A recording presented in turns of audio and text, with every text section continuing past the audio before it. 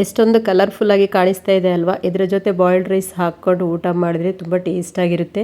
ನೀವು ಕೆಸುವಿನ ಸೊಪ್ಪಿನ ಪತ್ರೊಡೆ ಅಥವಾ ಚಟ್ನಿ ಎಲ್ಲ ನೋಡಿರ್ಬೋದಲ್ಲ, ಬಟ್ ನಾನಿಲ್ಲಿ ಇವತ್ತು ಇದರ ಗೆಡ್ಡೆಯದ್ದು ಬೆಂದಿ ಮಾಡ್ತಾ ಇದ್ದೀನಿ. ಇದರಲ್ಲಿ ನಮಗೆ ದೇಹಕ್ಕೆ ಬೇಕಾದ ವಿಟಮಿನ್ಸ್ ಎಲ್ಲ ಇರುತ್ತೆ. ಇವ್ರು ನೋಡಿ ನಮ್ಮ ನೇಬರ್, ನಾವೆಲ್ಲ ಹೋದರೆ ಇವ್ರ ಹತ್ರನೇ ಎಲ್ಲ ಈ ಥರ ಎಲ್ಲ ತೆಗೆದು ಕೊಡೋದಕ್ಕೆ ಹೇಳ್ತೀವಿ. ಎಷ್ಟೊಂದು ಬೇರು ಬಂದುಬಿಟ್ಟಿದೆ ನೋಡಿ. ಇದರ ದಂಟಿನ ಪಲ್ಯ ಕೂಡ ತುಂಬ ಟೇಸ್ಟಾಗಿರುತ್ತೆ. ಇದರಲ್ಲಿ ಬೇರೆ ಬೇರೆ ತರಹ ಕೆಸುವಿನ ಎಲೆ ಕೂಡ ಇರುತ್ತೆ. ಇದು ಮಣ್ಣಿನ ಅಡಿಯಲ್ಲಿ ಬೇರು ಬಿಟ್ಕೊಂಡಿರುತ್ತೆ ನೋಡಿ. ಇದರ ದಂಟು ಒಂಥರ ಬ್ರೌನ್ ಕಲರ್ ಆಗಿರುತ್ತೆ. ಇದು ಭಾರ ಆಗಿಬಿಟ್ಟು ನೋಡಿ ಅವ್ರ ಕೈಯಿಂದ ಪಾಪ ಬೀಳ್ತಾ ಇದೆ ನೋಡಿ. ಇದೆಷ್ಟು ಫುಲ್ ಮಣ್ಣಿಂದ ತುಂಬಿಕೊಂಡಿರುತ್ತೆ. ಇದನ್ನೆಲ್ಲ ತುಂಬ ಕ್ಲೀನ್ ಮಾಡ್ಕೋಬೇಕು. ಹಾಗೆ ಇದು ಪ್ಯೂರ್ ಆರ್ಗ್ಯಾನಿಕ್ ಕೂಡ, ಅಂದರೆ ಸೆಗಣಿ ನೀರು ಬಿಟ್ಟು ಬೇರೆ ಏನು ಕೂಡ ಹಾಕಿರಲ್ಲ.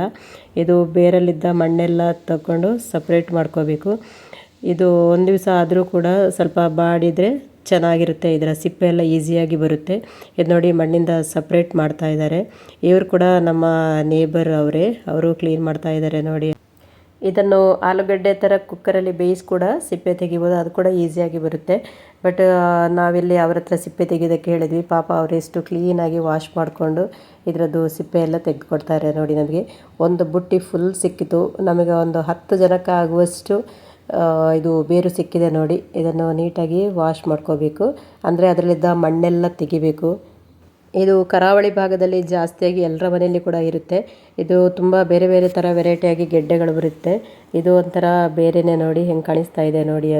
ಅದು ಸಿಪ್ಪೆ ಎಲ್ಲ ತೆಗೆದು ಒಂದು ಕತ್ತಿಯಿಂದ ಕ್ಲೀನ್ ಮಾಡ್ಕೋಬೇಕು. ನಮಗೆ ಸಿಟಿಯಲ್ಲಿ ಎಲ್ಲ ಥರ ವೆಜಿಟೇಬಲ್ಸ್ ತಿಂದು ಸಾಕಾಗಿರುತ್ತೆ. ಈ ಥರ ಎಲ್ಲ ಸ್ವಲ್ಪ ಡಿಫ್ರೆಂಟ್ ಆಗಿರುತ್ತೆ. ಊರಿಗೆ ಹೋದರೆ ನಮ್ಮ ಮಕ್ಕಳೆಲ್ಲ ತುಂಬ ಇಷ್ಟಪಟ್ಟು ಇದನ್ನು ತಿಂತಾರೆ. ಹಾಗೆ ನಾವು ಬರುವಾಗಲೂ ಇದನ್ನು ಸ್ವಲ್ಪ ತೊಗೊಂಡು ಬರ್ತೀವಿ ಯಾವಾಗಲೂ ಕೂಡ.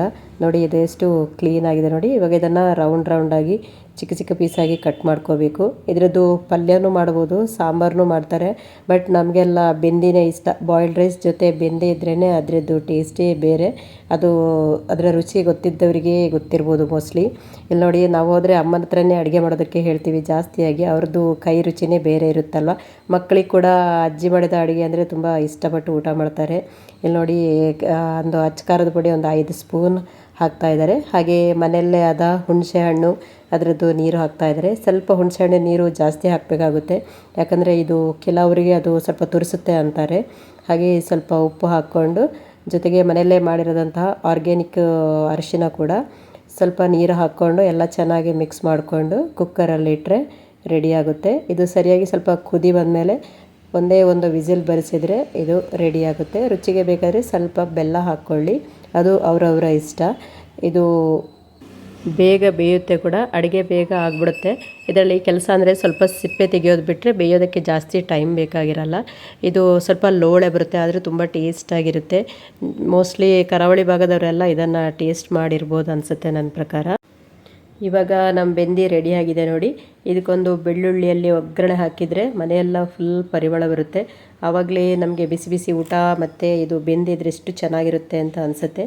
ನೀವು ಕೂಡ ಒಂದು ಸರಿ ಈ ಥರ ಟ್ರೈ ಮಾಡಿ ನೋಡಿ. ಈ ವಿಡಿಯೋ ಇಷ್ಟ ಆದಲ್ಲಿ ಒಂದು ಲೈಕ್ ಮಾಡಿ, ಶೇರ್ ಮಾಡಿ, ಸಬ್ಸ್ಕ್ರೈಬ್ ಮಾಡಿ.